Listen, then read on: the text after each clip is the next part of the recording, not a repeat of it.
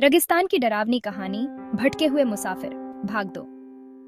रमेश की तलाश। रमेश के गायब होने के बाद बाकी व्यापारियों ने बिना रुके सफर जारी रखा। वे सब डरे हुए थे, लेकिन अपने माल की सुरक्षा के लिए आगे बढ़ना जरूरी था। सुबह होते ही वे पास के गांव पहुंचे और वहां के बुजुर्गों को रात की घटना के बारे में बताया।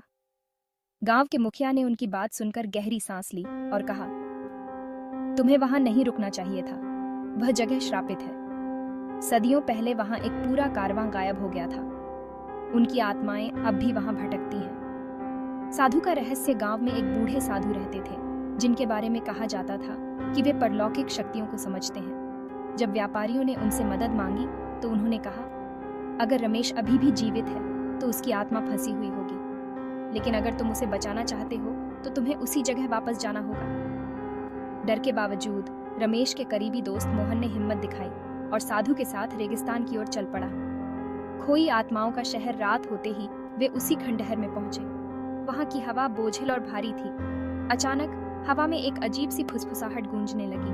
मोहन ने देखा कि रेत पर धुंधले आकृतियां उभर रही थीं, मानो कोई अदृश्य शक्तियां उन्हें घेर रही हों। तभी अचानक एक परछाई ने आकार लिया। वह रमेश था, लेकिन उसकी आंखें सूनी थीं, जैसे वह किसी और दुनिया में खो चुका हो। साधु ने मंत्रों का जाप करना शुरू किया और वहां की हवा में अजीब सी हलचल होने लगी। रमेश ने दर्द भरी चीख मारी और तभी वहां से एक काली आकृति निकलकर हवा में विलीन हो गई। रमेश जमीन पर गिर पड़ा, बेहोश लेकिन जीवित। खत्म हुआ श्राप। साधु ने बताया कि यह आत्माएं उन मुसाफिरों की थीं जो सदियों पहले इस रेगिस्तान में खो गए थे।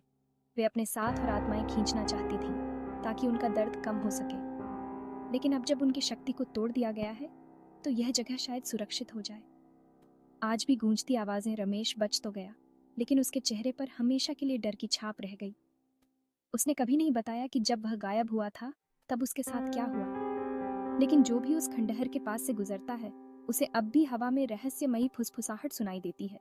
शायद उन भटके हुए मुसाफिरों की, जो अब भी अपने घर लौटने की राह देख रहे हैं। क्या आप कभी ऐसी किसी डरावनी जगह गए हैं